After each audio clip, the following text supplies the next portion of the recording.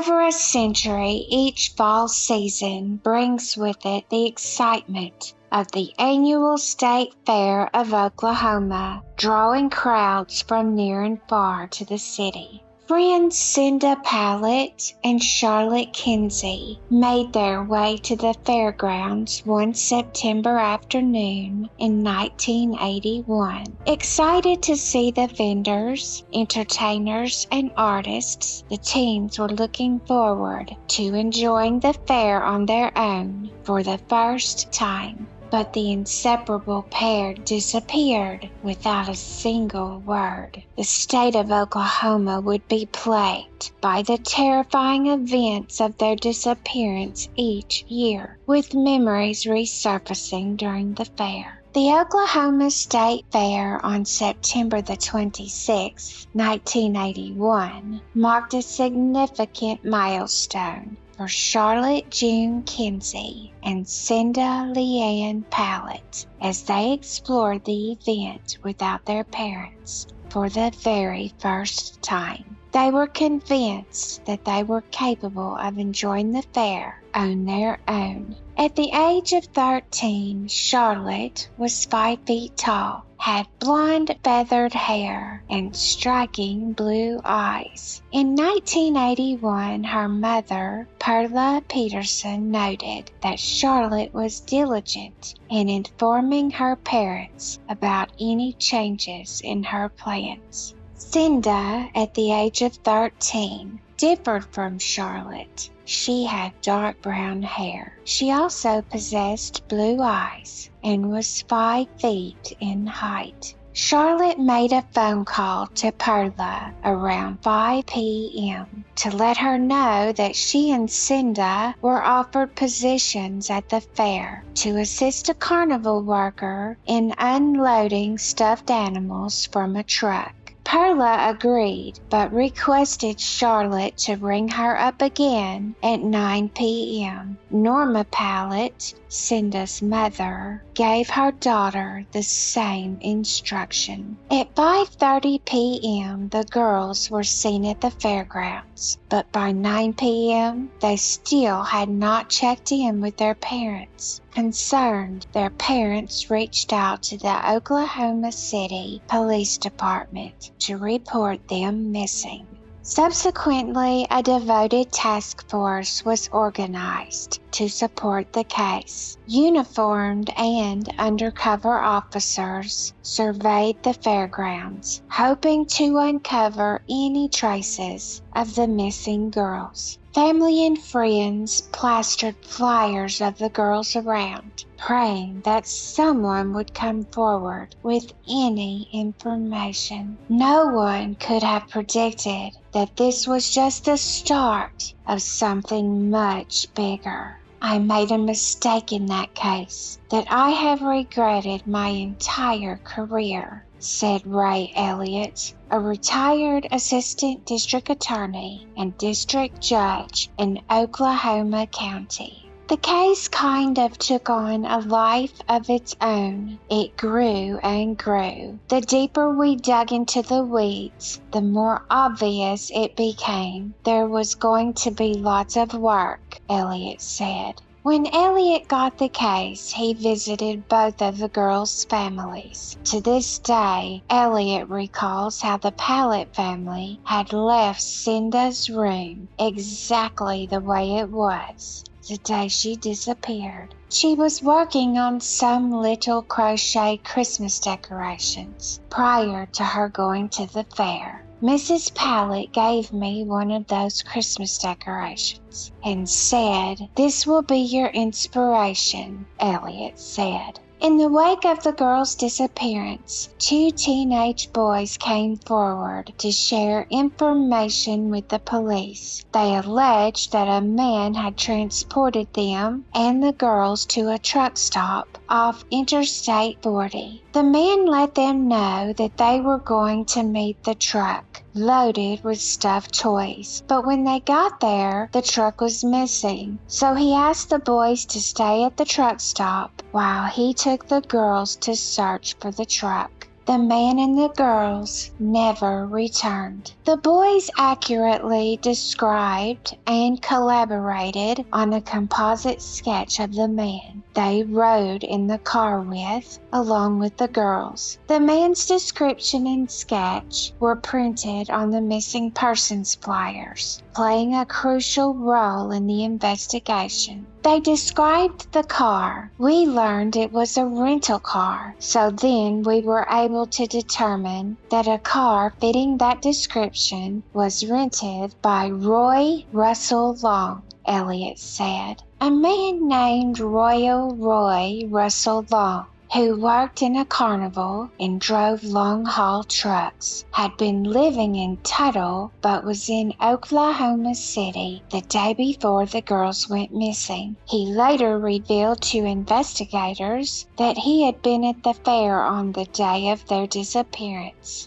Additionally, Long had an uncanny resemblance to the police sketch, so much so that upon seeing the sketch, his ex-wife notified investigators that she thought it was Long. Long was well acquainted with the authorities. By the time investigators sought to interview Long regarding the vanishing of Charlotte and Cinda, Long was already serving time in the Wyoming State Penitentiary. Long had already pleaded guilty to kidnapping a 16-year-old girl and her 12-year-old friend, Sharon Baldeagle. We found out later, after he got here, he was watching the coverage in the TV room in the Wyoming State Penitentiary, Elliot said. Long had a prolonged history of assault, particularly targeting young girls, even his own daughter. According to court documents, Long was accused of assaulting his daughter from ages 3 to 4 years old until she was about 15 years old. Later on, Long's daughter would collaborate with investigators in their case against her father. She testified there would be multiple times when they would be on these cross-country trips and he would see young girls, give her money to go play the pinball machine or buy a soda, and he would use stuffed animals to lure those girls to the truck. When she would come back, the girls would be gone, Elliot said. According to Elliot, Long's daughter had also told investigators that her father had said no female over the age of 13 would ever satisfy him. Long was extradited back to Oklahoma while investigators worked diligently to build their case against him. Elliot led a task force consisting of 3 police detectives and 2 civilian employees, with Long's extradition providing them with additional time. Elliot emphasized the importance of ensuring the strength of their case. During their investigation, a fellow inmate in the Wyoming Penitentiary testified that while in prison, Long had been watching the coverage on the case and said, "If you cut the bodies up small enough and stick them in a rat hole, they'll never be found." While incarcerated in California for a previous offense, Long acquired a new skill. He became a butcher. In addition to witness testimony, investigators had a wealth of evidence that implicated Long as the main suspect. The car Long was driving, which also matched the description provided to investigators, was confirmed to be the rental under Long's name. Upon further investigation, several scalp hairs found in the trunk were a match to Cinda. Additionally, some blonde hairs were recovered, but DNA tests were inconclusive. In addition to the hairs, luminol testing revealed bloodstains in the trunk of the car. Elliot said this was the first case in Oklahoma where investigators had used luminol testing. We were able to show, and in my opinion did show, he did this multiple times and perhaps killed as many as 20 or more young girls, Elliot said. We believed then, and I believe today, we had the right men. The case looked solid, backed by strong evidence, undeniable facts, and persuasive testimonies. The judge's decision to throw out the case after the defense's motion left Elliot and his team in disbelief.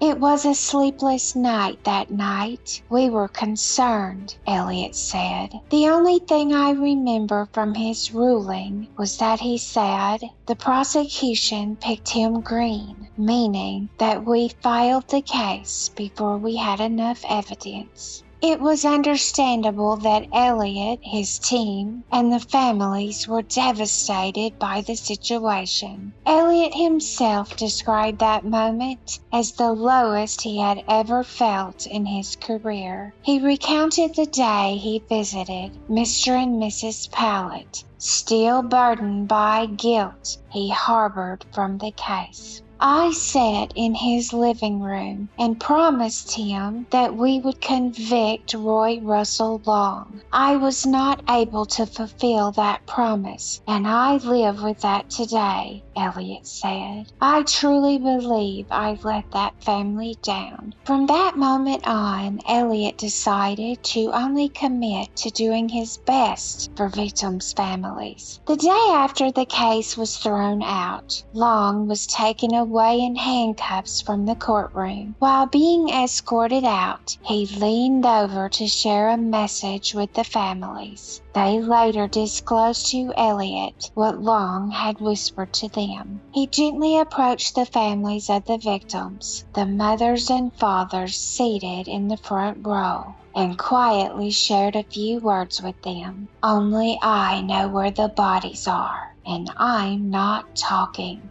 After that moment, Elliot was absolutely sure they had found the right suspect. He was convinced that the evidence they had was sufficient for a jury to reach a verdict, and he had no hesitation that Long would have been found guilty. I don't believe it's a cold case at all, except perhaps to the extent it's a cold case in that we still haven't recovered the bodies, Elliot said. Even now, the bodies of the girls remain missing. Long suffered a fatal heart attack in November of 1993 while imprisoned at the Wyoming State Penitentiary. He is a potential suspect in multiple other unsolved investigations. The girls' bodies have never been found. If there's any one thing I could do before I pass from this earth, I would like to find those girls' bodies, Elliot said. Having retired, Elliot revealed that he still has not found closure he's been searching for. When asked if he believed he would ever find it, his response was resolute. Only if we at some point find the girls' bodies. I truly believe in my heart of hearts those girls' bodies are within 55 miles or less of the Oklahoma County Courthouse, based on the evidence we have and what we were able to prove, Elliot said. Today, the case remains unsolved, and the girls' bodies have never been returned home.